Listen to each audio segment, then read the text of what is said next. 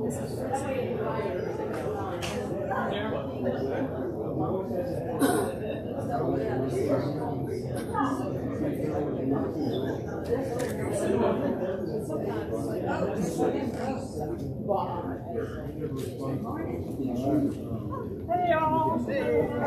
y'all.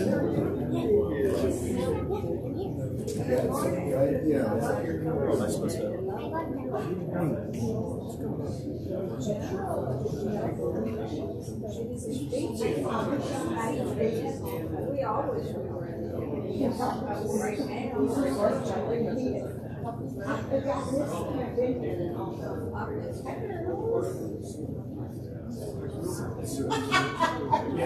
How are y'all doing? Good. Good. Three real girls.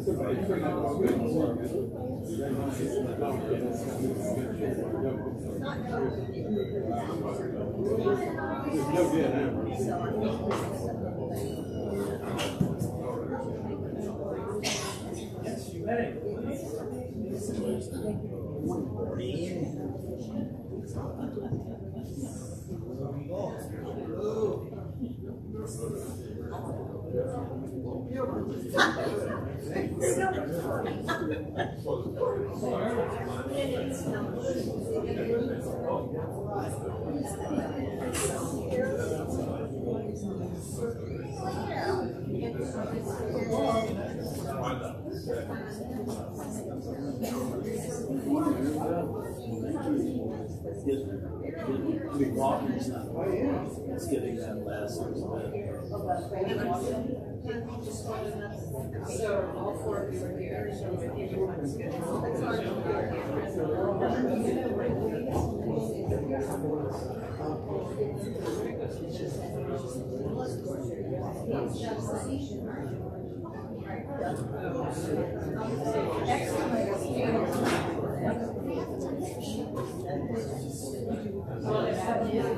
We can sneak around on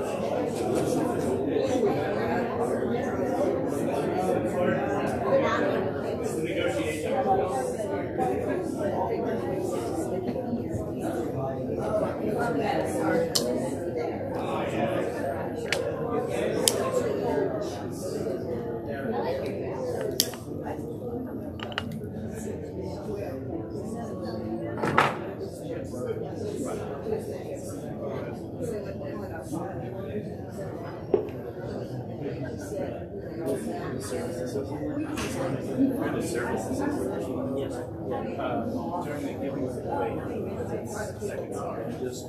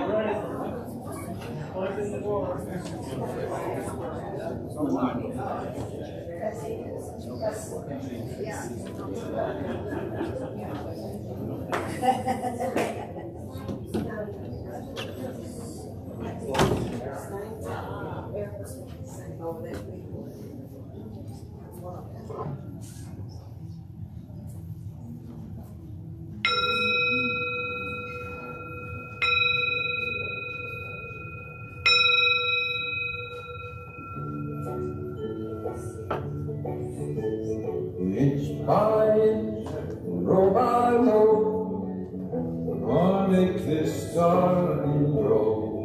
Gonna mulch it deep and low, gonna make it fertile ground. Inch by inch, row by row, please bless these seeds I sow. Please keep them safe below till the rains come tumbling down. Pulling weeds, picking stones, we are made of dreams and bones. Need a spot to call my own, for the tide is close at hand. Rain for grain, sun and rain, find my way in nature's chain. Tune my body and my brain to the music of the land. Inch by inch, row by row, gonna make this garden grow. Gonna mulch it deep and low, gonna make it fertile ground. Inch by inch, row by row, please bless these seeds I sow. Please keep them safe below till the rains come tumbling down. Plant your row short or long, seasoned with a cheerful song. Mother Earth will make you strong if you give her loving care. Old crow watching from a tree, got his hungry eye on me. In my garden I'm as free as that feathered thief up there. Inch by inch, row by row,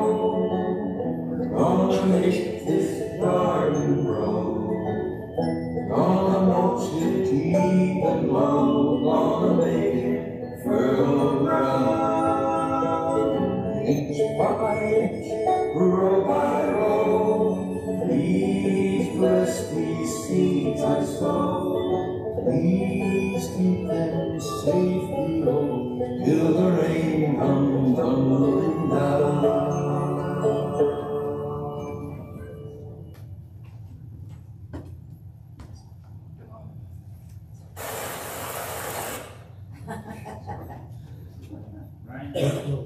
Static. Good morning. Always nice to start off with Pete Seeger, right? I'm Robert, and Richard and I will be leading the service today. Welcome to the Auburn Unitarian Universalist Fellowship, which is located on occupied ancestral land of the Muskogee Nation and housed in a building constructed by free, formerly enslaved African Americans. We gather here with humility, honoring those who came before us. We gather here seeking something larger than ourselves, a spirituality that will give our lives meaning and the opportunity to contribute to peace and justice in this world. We extend a special welcome to those of you who are visiting or still are getting acquainted with this community. And if you are looking for a place to call a spiritual home. We hope that you feel welcomed and accepted here just as you are. We invite you to join us in our mission to build a welcoming and caring community dedicated to challenging the mind, nurturing the spirit, and transforming the world through the pursuit of truth, love, and justice. And if you would like to introduce yourselves, you can, or not. If you are new, we invite you to add your name and contact information to our visitor log on the other end of the church, which means back there, near the greeters, so you can receive our weekly email newsletter. You may also request this online at auuf.org/visitor. We are a very active congregation, so watch the newsletter, order of service, and the website for announcements of activities you may be interested in. Now, as we begin our service, please turn off your phone or any other electronic devices. And now's the time I get to change stuff, okay? So when you are in charge of a service, you can change stuff. That's good. So, a couple things. Part of the service is going to be talking about our bounty. So as you can see, some of the bounty is up here already. If you have stuff in the back and you want to talk about it and bring it up during the offertory as that's going around, if you want to go back and pick it up and bring it up front so that you could talk about it, that would be great. So don't worry about that, that's fine. Also, in terms of logistics, if you look at the program, and Zenda did a great job of taking it yesterday, not on Thursday, like she says she's supposed to get it. My Thursdays tend to extend a couple days. So what we're doing is this. We're going to follow the program for our bounties 1 and 2, and then we're going to do our bounties 3 and 4 during the service part. And it'll act like a primer, okay? Because I know some of you are kind of, shy and everything. I don't want to talk, but we do want you to talk. And so that'll prime you to get you ready and psych you so you can. Okay. And yeah, so please bring it to the altar. And I want to thank Amy for this wonderful altar, this gardening thing. So it adds so much when we have altars that reflect what our services are. If we could have someone. Oh, they did? Oh, okay. Then.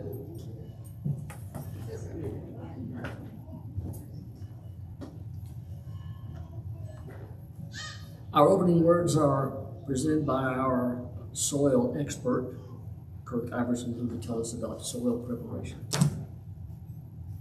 You're up, Kirk. Okay. Wow.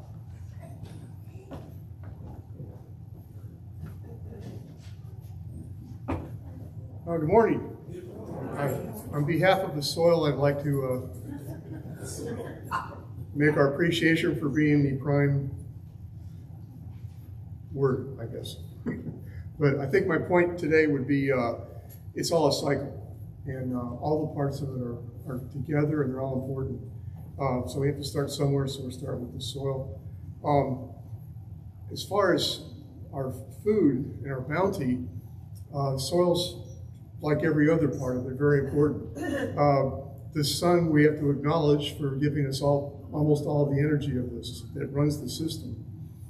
And the air provides some things like carbon dioxide mostly, that is a huge part of the system too, and kind of the basis of it all. But the rest of it really comes to the plants through the soil. Some of the stuff, like nitrogen, is in the air, but it goes through the soil and gets converted into something that plants can use. And then they take it up. And a lot of the minerals, almost all the minerals are in the soil. And a lot of the biological amino acids and all that kind of stuff are made in the soil, and they work their way into the plant through the roots. So soil is a good place to start. We can see differences in different kinds of soil. Soils that are abused don't give you good plants. Soils that are nurtured give you better plants. There's a saying that you are what you eat. That goes for plants too. They are what they eat, which is mostly from the soil. So how do you keep your soil healthy? You try to protect it, and you try to feed it. To protect it, don't dig it any more than you have to. Of course, you have to do some digging. If you got potatoes, you got to do a lot of digging.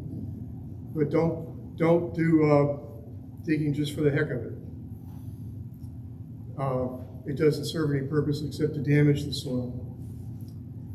Another way to protect the soil is keep something on the top all the time, either living plant or dead plants, mulch.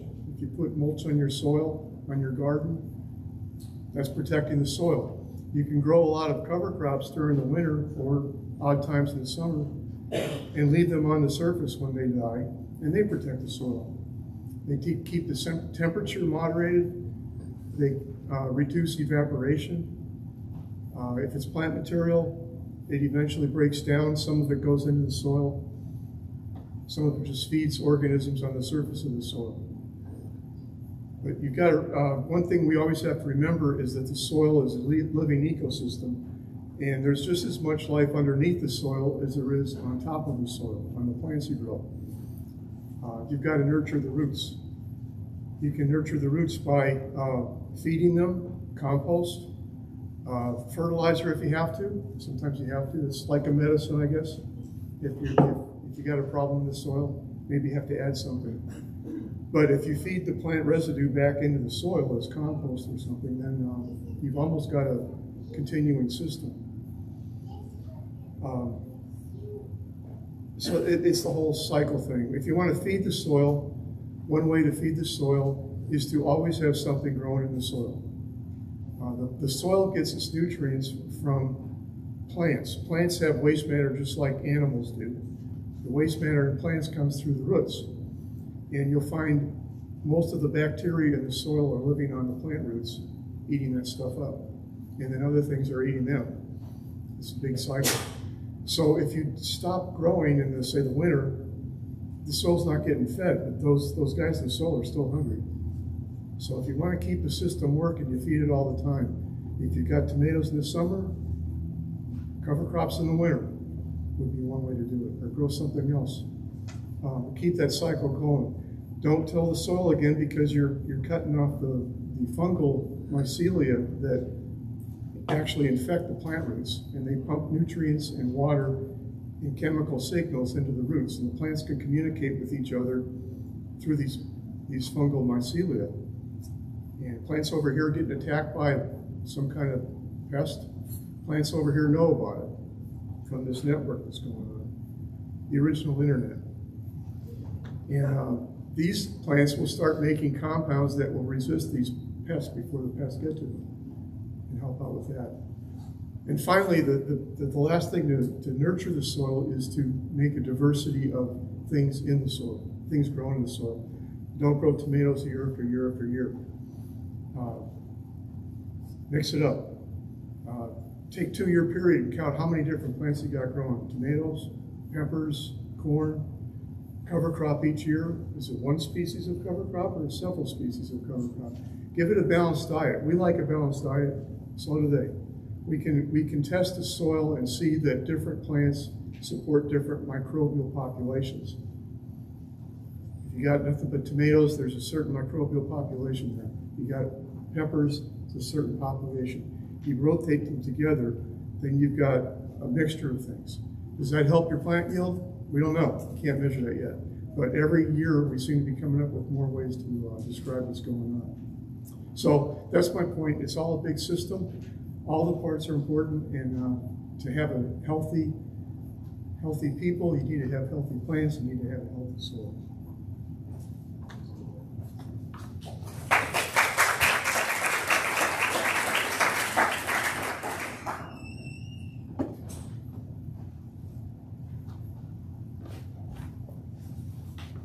We light our chalice to plant the seed of reflection and anticipation, much like how we anticipate the seeds of our garden.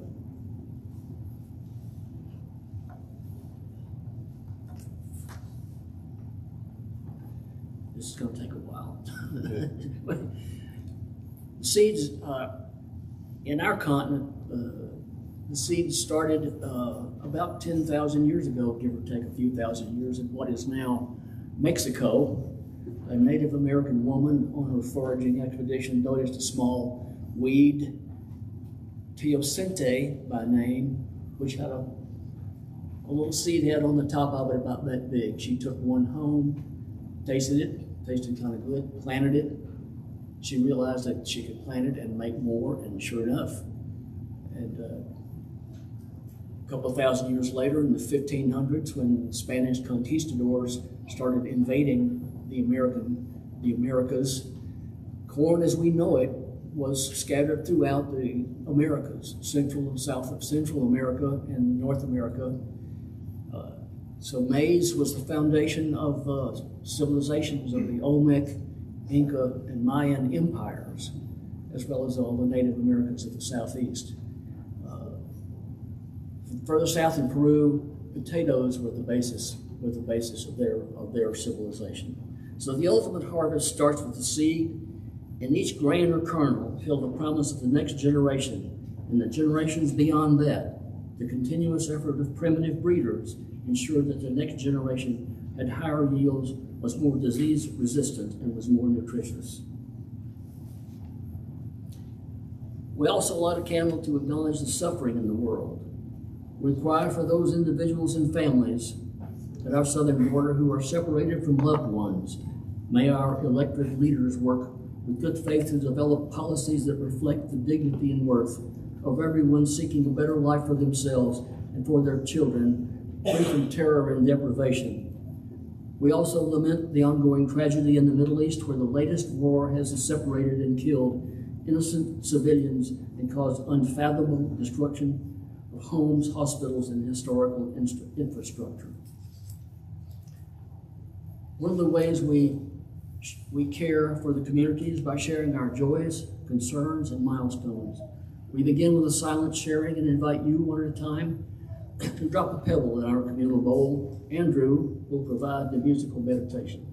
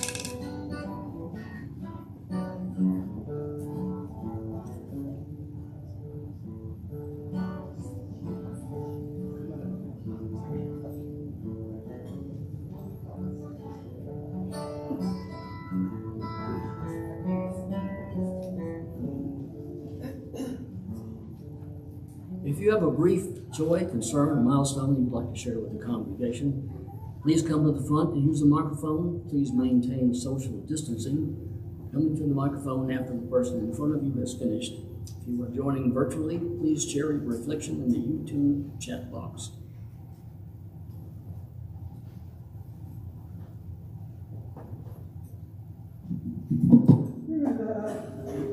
Oh, well. Some of you noticed that. Okay, help me. Just make it so it doesn't matter. Yeah, I know about hearing aids. Oh, hearing aids. Okay. You, Ralph. I'm Carolyn Levy, and I have missed a lot of Sundays this summer. We have had to, as we say in the South, hunker down. Our daughter-in-law has been diagnosed with a brain tumor. So on Sunday mornings, we have gathered comfort food, breakfast, being together.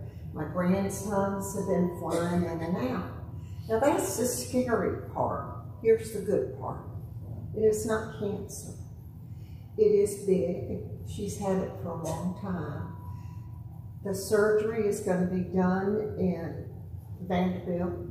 She's flown to San Diego to talk to them. And the guys at Vanderbilt trained under the physicians in San Diego who know about all this stuff. But anyway, the problem is the surgery is touchy. She will lose her hearing. It's behind her ear. And all the facial muscles on her right side are swallowed up inside that tumor. So that's why the surgery is going to take at least 15 hours. And because she's a CrossFit queen, you know, she founded that thing out at Moore's Mill, CrossFit thing, and she didn't notice it.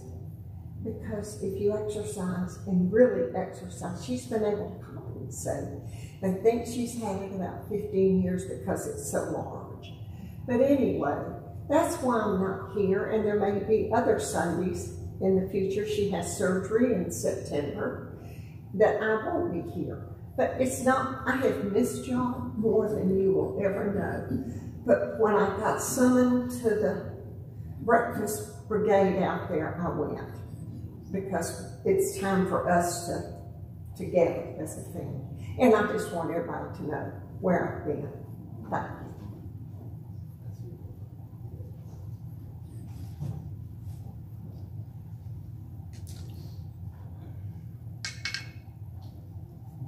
Hi, I'm Chris. This is Evie. We're going to be on the playground during the program, so we just wanted to share quickly our bounty, which is a whole bunch of basil from our humble garden. We used it to make some pesto pasta for potluck, and then we brought some more along with some Maggies. So if you want to take some fresh basil home, please do. We have way more than we can use, so we will just set it here on the table.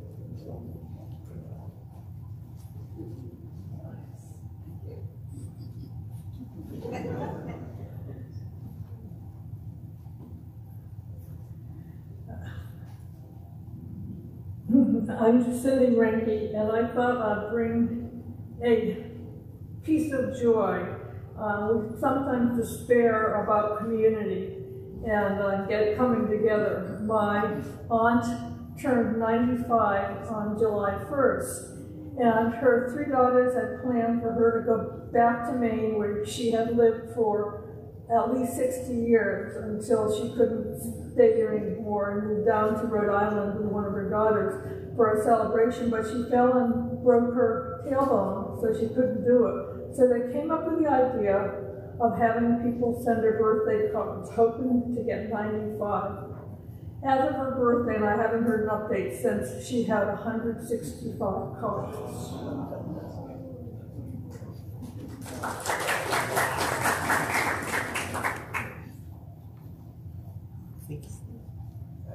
Can you hear me? Yeah. Richard, Robert, Marty in your absence, everybody. We had a milestone recently at the tumor sit-in, 1,500 days. Yesterday was the 1,504th day. I didn't go, but we're still counting down the days. We'd like to thank every one of you who have thought about us and your thoughts and prayers, and even for those who have challenged us and hated on us. We thank them too. Thank you.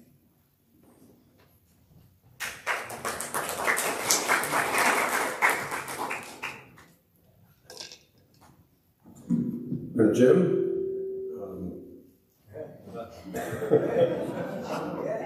And I want to share my joy also. I went to Margaret's this week and picked a whole bunch of figs, and then took half of them over to Gene Hunter because their fig trees all died a couple of years ago from some disease. And they were overjoyed, so to repay me, they gave me, I don't know, maybe 60 or 80 tomatoes and some basil. So I made a tomato salad for kids.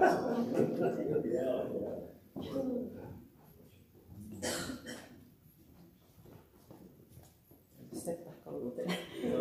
Yeah, I'm Noriko. I have a concern. It's a public information. Some of you may have seen it on the Friday OA News, Auburn Opelika News. The Misha and Leah, my daughters, our daughters, have really enjoyed it. The singing group in the middle school, and teacher Mr. McCullough was great. And he taught me music, but he also did the singing group, and then also did the traffic control morning and afternoon. And his name was on the first page of the OA News on Friday morning. And that was about his being LGBTQ role model, having a podcast outside of the class, and that he was not professional in the parents' eyes. So there are a few parents who went to the board meeting and then complained, and then Mr. McCullough sent a resignation letter the next day. That's what the OA News was saying. And Misha was out of town, but we were just really saddened to hear that.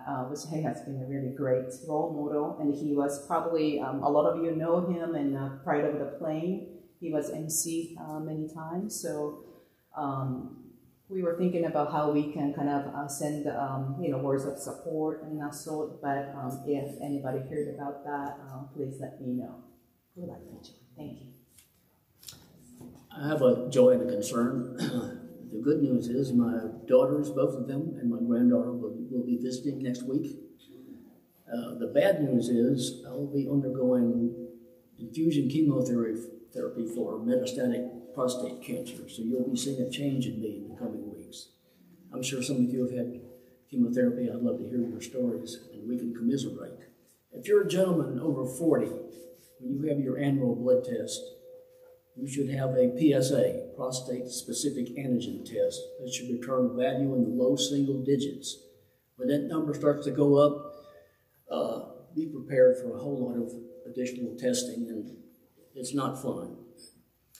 May all the joys, concerns, and milestones this morning, both silent and spoken, be uplifted by this community and our common humanity.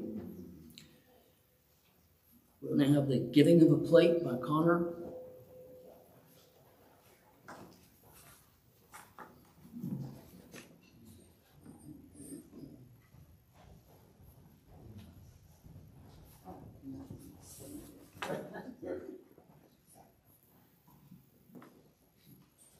Testing.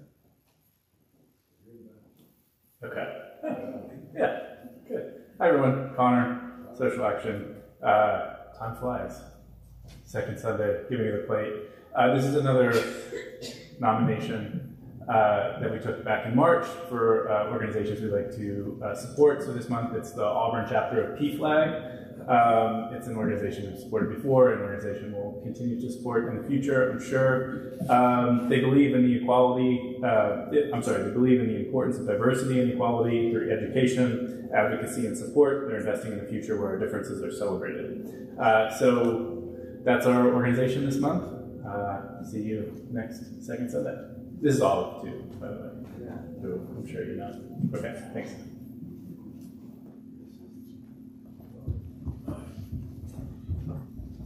The Auburn Unitarian Universalist Fellowship is a very active and vibrant with uplifting and inspiring mission to make a difference in this world. The members and friends of this fellowship shower our time, energy, creativity, imagination, vision, talents, and skills. As important, we contribute financially to provide needed resources beyond our time and energy. This morning, we invite you to contribute as generously as you are able to support our mission.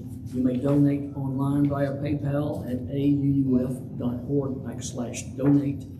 If you are writing a check, make your check payable to AAUF. You can drop it in the offering bowl or mail it to P.O. Box 659 Auburn 36831. Please note whether your donation is for your pledge or a general offering. If this is your first time with us, please allow the offering basket to pass you by. Your being with us is a gift. The offering will now be received with gratitude.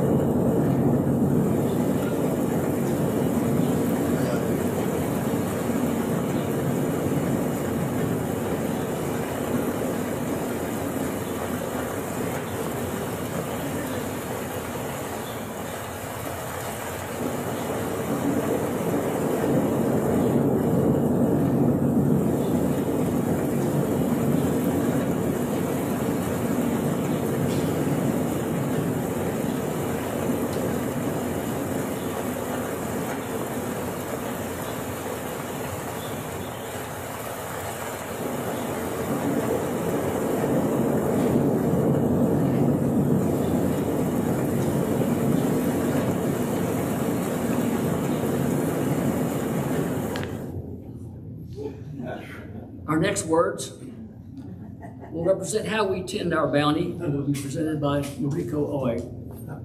No. Switch to Plan D.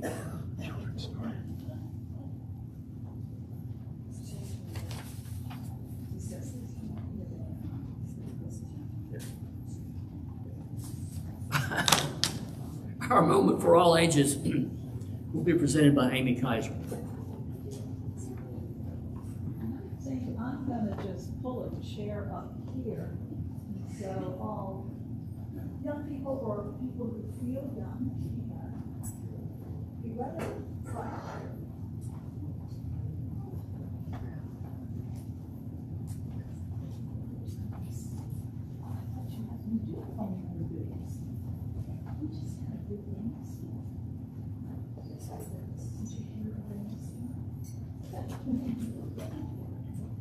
Oh, thank you.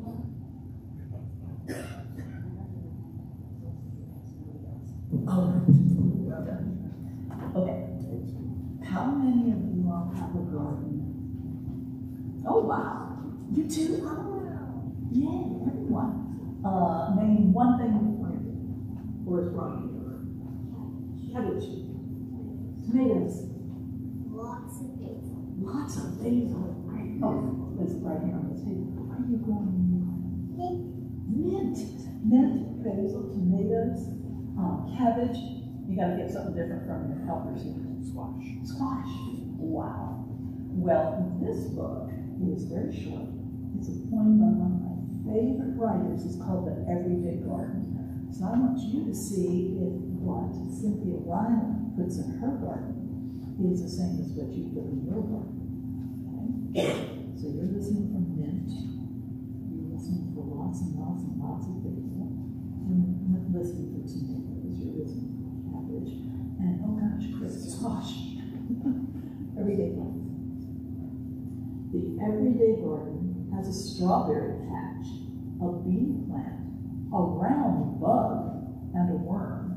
There's a bug. Anyone have bugs in their garden?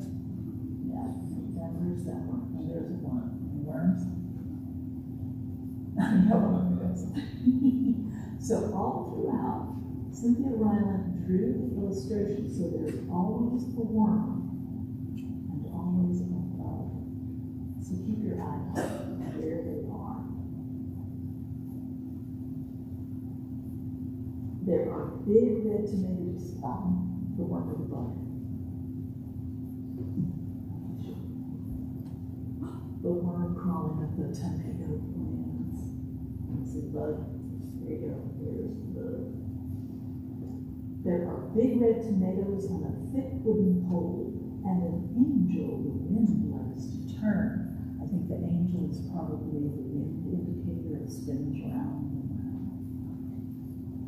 There are blackbirds at morning, and rabbits at night, and butterflies all in between. Okay, you see the bug or the worm. I think the worm's hard to spot. That's a little easier sometimes. Anyone have butterflies in their garden? Anyone else? The corn will grow yellow, the raspberries red, and the peas a bright summer green. Okay, there's bug, there's worm, there's worm.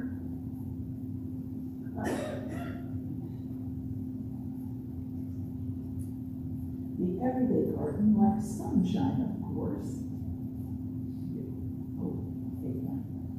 And it loves a long, wet, rainy day.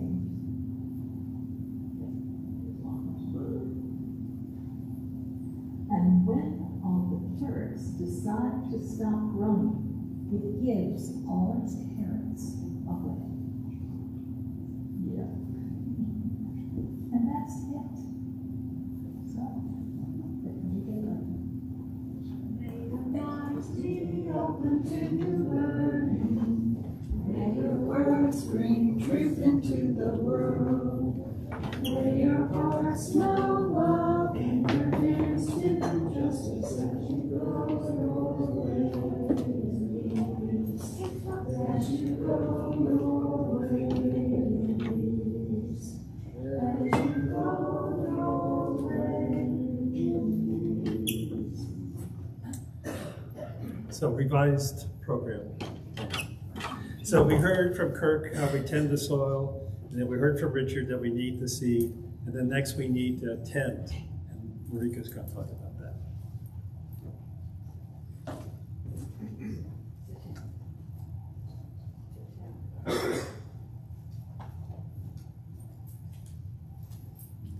Morning again. My name is Nariko, and I am talking about tending. So the Kirk covered a lot of things about tending as well. And for me, I'm just limiting my talk on the vegetable growing only today because trees are pretty self-sustainable in many ways. And so I'm just again talking about vegetables. And then first of all, when to plant. When you have a seedling, so whether you bought it from the store or you plant it on a little seed pot yourself, when to plant? Was it too early? The frost got a little too late. Now probably late July, early August, a little too hot for the seed to germinate at this time in Alabama. So again, think about the timing of it. Then next point would be who are you going to plant with? The companion plants. You probably don't want to have a beautiful flowers next to the cabbage family because then the caterpillars want to just land on it. Yeah, and then also maybe basil with tomatoes. That would be good companion plants. And in the cycle, Kirk talked about cycle, maybe after the nitrogen-rich roots of the beans, maybe you wanted to put something that used nitrogen or that require more nitrogen. So thinking about the little planting. And then location. Do they need a lot of sun or do they do not want a lot of sun? How about drainage? How about the soil, type of soil? And some of them do great in a clay soil, some of them really don't. So then think about the location and then support when they started to grow. Do you want to give a little support, like a cage, maybe stake, maybe a little one pole, maybe net, you know, for the beans, climbing beans. Then you kind of have to think about, is that too much support? Do you damage the plant when you put the support on there? And then when they're growing, for example, like tomato, when they're growing, usually the little shoot come from the branches, right from the main branch and then the side branch, main stalk and the side branch. Should you pick or should you not pick? How about cucumbers? They do the same. There's a main stalk, and then you have so many branches coming. Which one are you going to pick to get the best yield? So there's a lot of stories, a lot of YouTubes, a lot of books about it. I usually take those shoots out, and the cucumbers, I usually take that ground kits, they say, ground shooting, the third one. I'm gonna take that out too. Okay, and then also nutrients. Once they started growing, especially when they started to make a little fruits out of it, do you want to give fertilizers? Every 2 weeks, every 4 weeks, or maybe never. Some plants like fertilizers, some plants don't want it so much.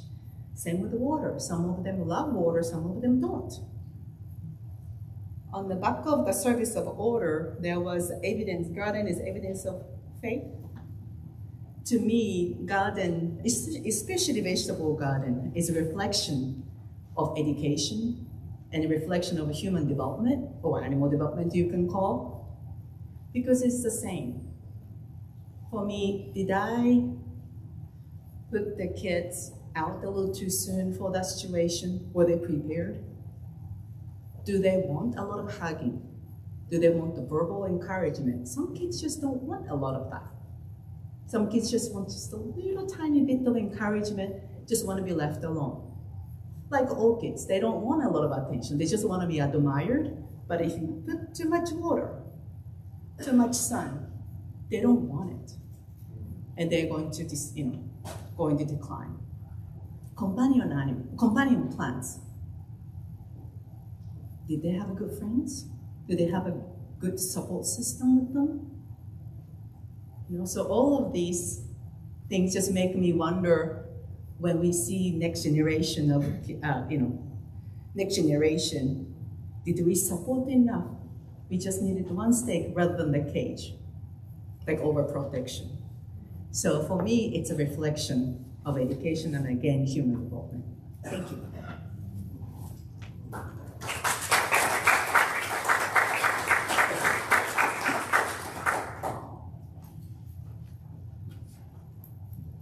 Well, Noriko really made it sound really good. And she didn't use the word weed once. That's what I'm attending. Okay, our fourth bounty is being presented by Becky.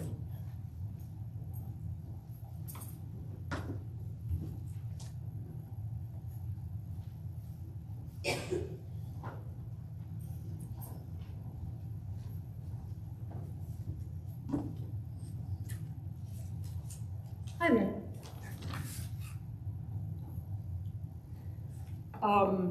So most of you know I grew up in a house in Michigan on a street called Laughlin Drive. Some of you heard that name before. The same house that my grandma grew up in and the same house that my mom grew up in.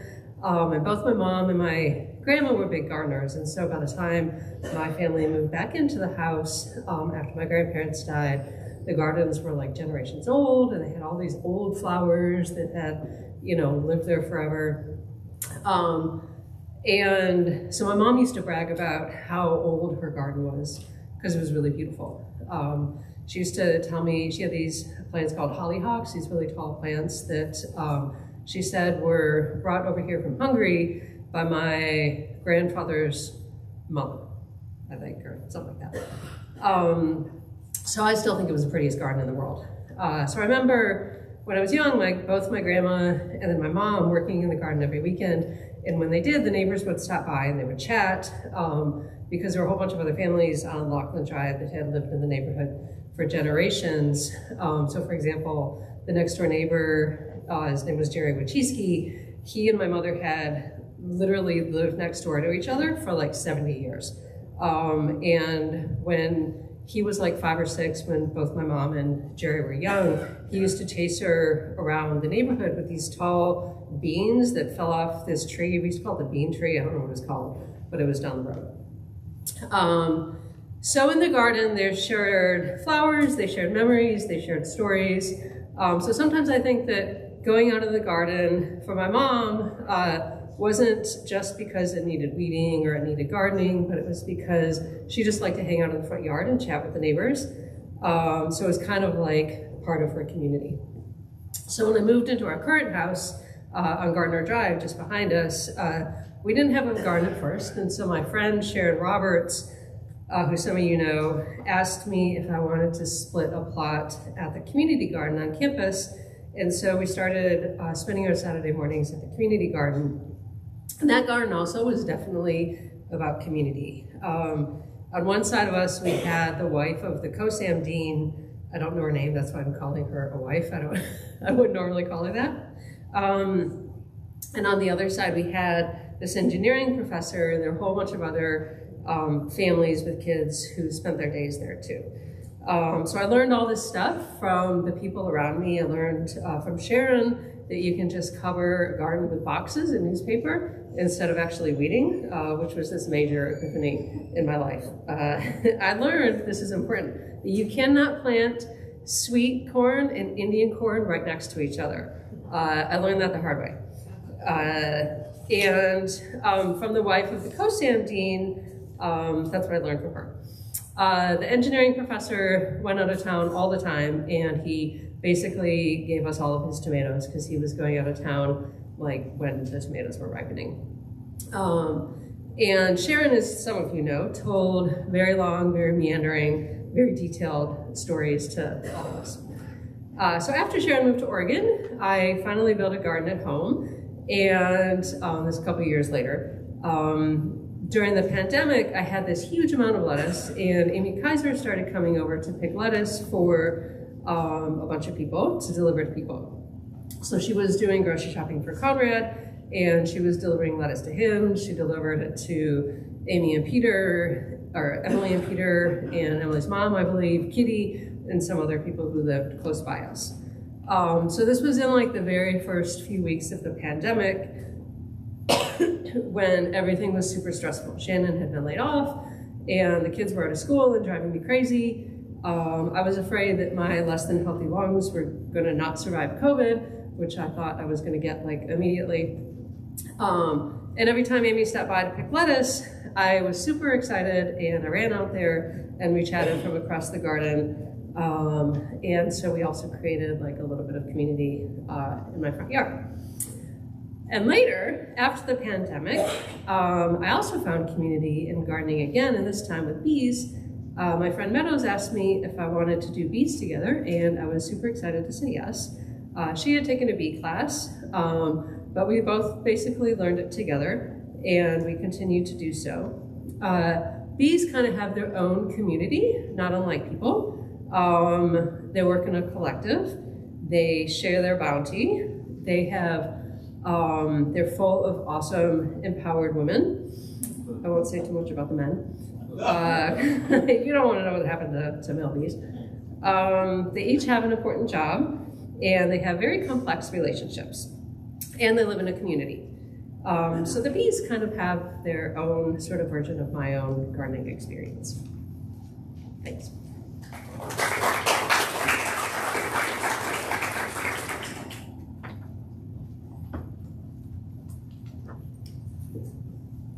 So there you have it. And I want to thank all 4 of our presenters because they all picked up on something important in terms of our bounty.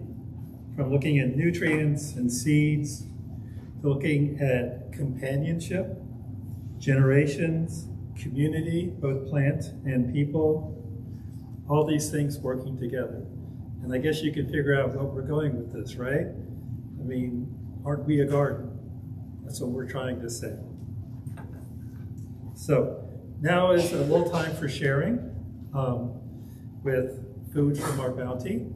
And I just want to do number one since I'm up here. And in the bowl over here, I have what are known as Terry's potatoes.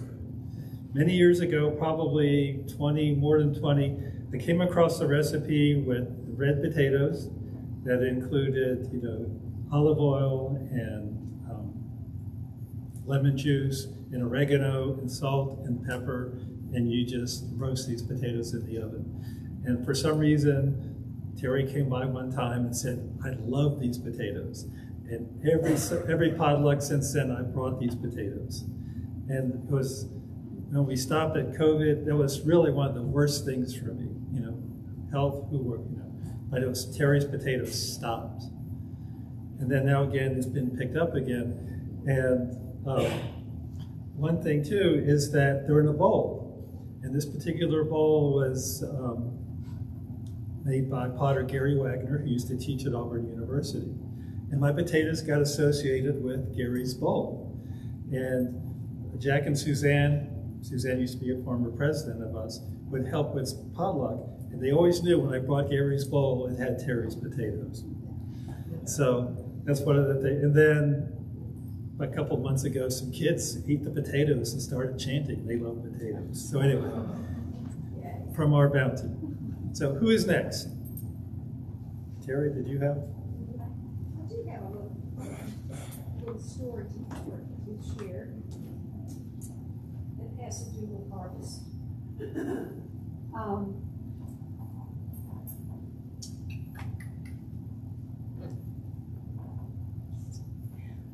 My first husband and I moved to Waverly, Alabama when my daughter Jessica was 2 years old. We lived in a house that was built in the 1920s with a front porch, a screen porch on the side, and a nice big garden in the backyard. Nice people, nice life. I loved living in Waverly. I could walk to the small grocery store that used to be there and the post office. We lived there for 10 years. One of the nice things that happened was the time that a music group came to Auburn. There used to be a student group called the Auburn Performing something or another, and they brought people like Ike and Tina Turner, the Rolling Stones. I went to all of these concerts back then. They don't do that anymore, but anyway, this time there was a singing group, not as famous as some, named Chad and Jeremy. Does anyone remember Chad and Jeremy? You're not old enough. Well, anyway, if you're around my age, you might be familiar with them. But it just so happened that the day after I saw them, I was walking in downtown Auburn, and there walking next to me was one of the musicians whom I had noticed in the band. Well, I was delighted. We started talking, and I ended up inviting him to come out to my house in Waverly, and he did. And I fed him lunch, and I walked him out into the garden in my backyard. The thing that really amazed him was that I was barefooted. I guess people in Los Angeles do not go barefooted, but he did seem to be really amazed. So that's my story.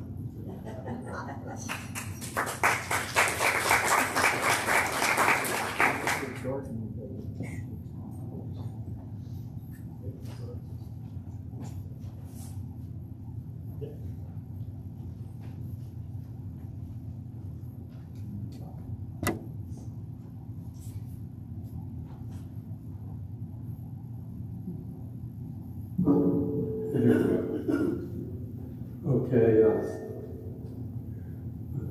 I heard it goes about making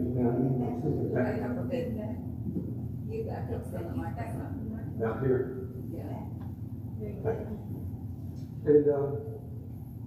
And some of you know that I frequently bring this vegan stew thing that I learned from my late wife. And I got to it incorporates mainly a couple of different varieties of beans and corn. And I got to thinking, well, also the local people, the Native Americans who lived here, those were two of the three sisters, the other one being squash. And the way they would plant it would be to plant the corn, and then plant the beans immediately around that, so the bean vines could climb up the corn stalks. Then they would plant squash all around that because the leaves and stems of squash are all prickly, and deer and rabbits kind of don't like to go through all that to get to the corn and the beans. And of course, the bonus, the beans provide a lot of nitrogen in the soil that the corn really eats up. So by planting the three things together, for one thing, they didn't have to plow up the entire garden area, and for another, it sort of kept the soil going for more years than just simple slash and burn and plant would have. And so I popped up a squash, actually a zucchini, which is kind of cheating because squash originated in the Americas, and then some of it got taken over to Italy, where the Italians came up with a type of squash that's green and shaped different, but still tastes like squash. So I use that because I like the color better. And so anyway, but unfortunately it's not vegan anymore because I use some butter in fixing the zucchini. So if you're a strict vegan, it's still mostly vegetarian, but not fully vegan. It is still gluten-free, and so if you're not a really strict vegetarian, you can, not a strict vegan, you can still eat it. But if you have a moral or physical objection to eating butter, you might want to give it a pass. Did you see it all? Well, I've been gardening for decades, and my husband took a master gardener's course, and then everything went boom because he really learned how to do it. And one of the things that he learned how to do fairly good was grow tomatoes. And I sort of have directions for growing tomatoes, and I wrote a 4-line poem about it. It's called Directions. It takes decay, dirt, and bullshit sitting out in the pouring rain and the hot July sun to make a tomato.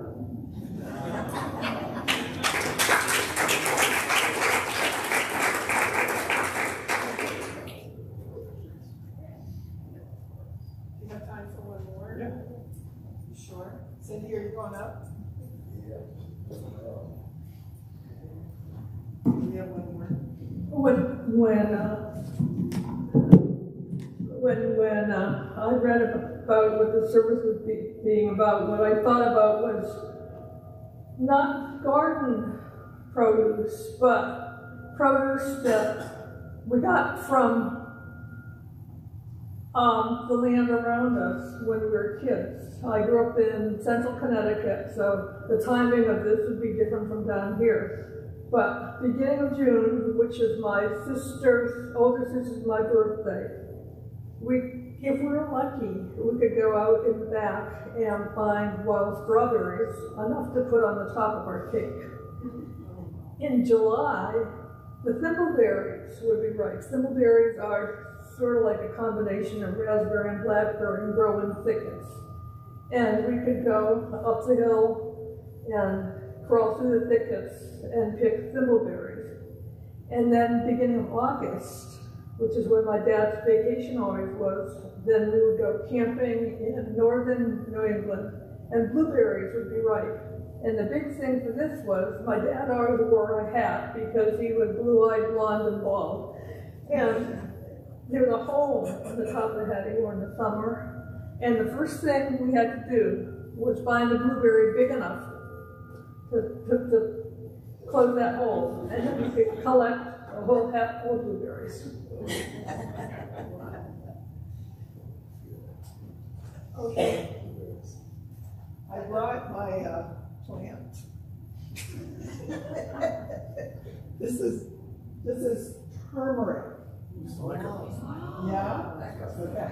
Yeah, I'm going to go back there in just a second. So isn't that interesting? So where is the turmeric? It's the rhizome. Can you hear too much, Terry? Is that better? Okay. So this is so fun. I am a new gardener, a pathetic gardener, but I'm so in love with plants. I cannot tell you. They are my pets. And trees and plants and green, but I can't make it green. Kirk is trying to help. I have others trying to help, but it is a science. Just hearing all of you today, it is a science and it's a method and it's, yes. And I see Brian there who just performs amazingly. Well, wait, I might get there. So anyway, turmeric is my thing and it's a passion for me. And in December, I will harvest for you the rhizome and I will coat you in yellow. It's just a wonderful, magnificent, anti-inflammatory herb. And it has magic. And to grow it, I grow it in rows thanks to Judy Collins, who gave me her rhizomes. I dug them up, brought them down 75 miles south. Kirk helped me with the soil. The macho men dug them up. It's beautiful, and they're growing, and they're magnificent. And I'm going to have a harvest of turmeric in 2024. It is not Project 2025, it is Project. Namaste. So turmeric. And if you look at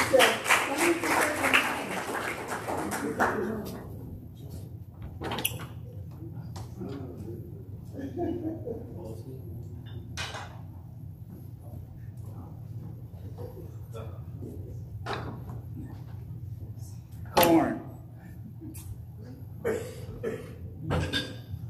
My stepmother grew up in Waverly, Alabama, and she was an only child and learned to garden and was an incredible cook. I don't know if any of you ever knew Jim.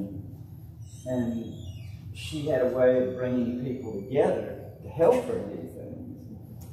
So every year she would buy bushels of corn and we would all sit out on the patio and cut the corn off, and then she'd blanch it and freeze it. And it was when at the market at Town Creek, those people bring that truckload of corn. So I got some corn yesterday.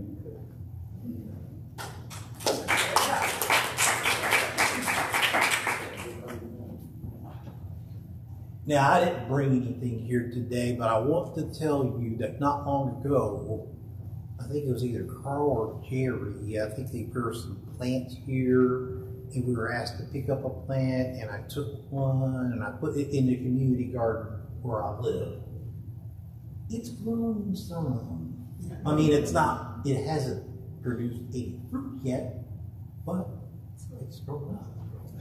And then there's another plant that I got from Auburn First Baptist Church, and some of the branches are not sprouting anything. Then all of a sudden, a little green sprout pops up out of nowhere. And I'm still trying to learn how to garden. So if you can encourage people to go into community gardening, that would help a lot. And I think it would help bring community to the people who need to get into community. Thank you.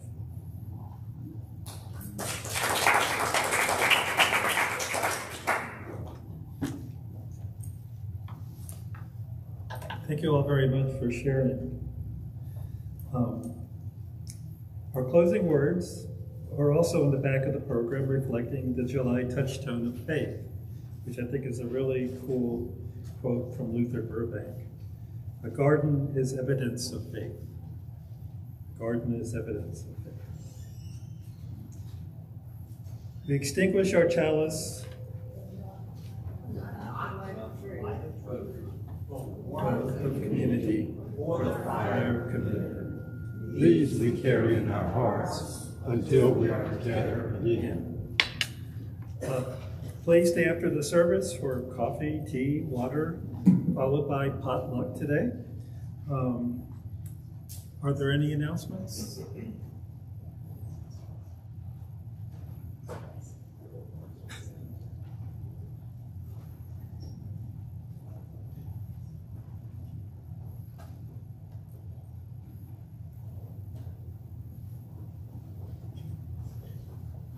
Huge work party next Saturday, the 27th, in the evening around 5 o'clock. We'll take care of some of the overgrown vegetation and do a few fence repairs around the playground. It'll be a good time. Come if you don't need to work, if you come to the party. Just come to the party, and that'd be good enough. Is that next Saturday, or that's 2 Saturdays? Next Saturday, the 27th. 2 Saturdays from last night. Next Saturday is the 21st. 20th. Next Saturday, this Saturday is the 20th, right? Or the 21st. So we're the 14th. Today's the 14th. Mm-hmm. Next Saturday will be 20th. You're saying the 27th. That's right. That's 2 Saturdays. 2 Saturdays from yesterday. Yes. There we go. Come every Saturday. Yeah. Well, that would be it. Randy. I just wanted to shout out to the tomato growers in my world. That is really loud. So I want to thank Ann Bush and Carl Backman for starting the tomato seeds, and we got little plants that Ralph graciously accepted, and then he has been growing them, and now we've been eating them. So thanks. I'm not.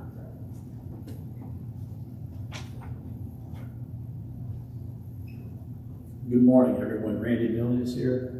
I've got a few separate announcements I need to make, but I'm going to try and make them as brief as possible.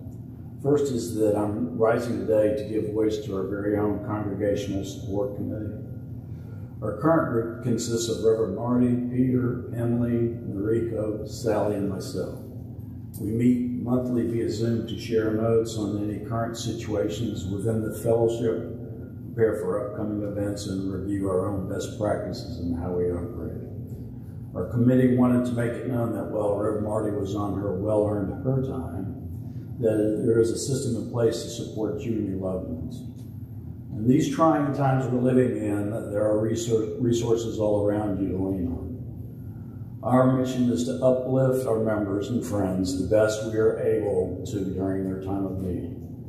We will always honor your confidentiality and dignity in everything that we do to support each other. So if you or a loved one who are in a bad place currently, please reach out to us as you see fit for a sympathetic and understanding ear. The next is in lieu of the events yesterday afternoon in Pennsylvania.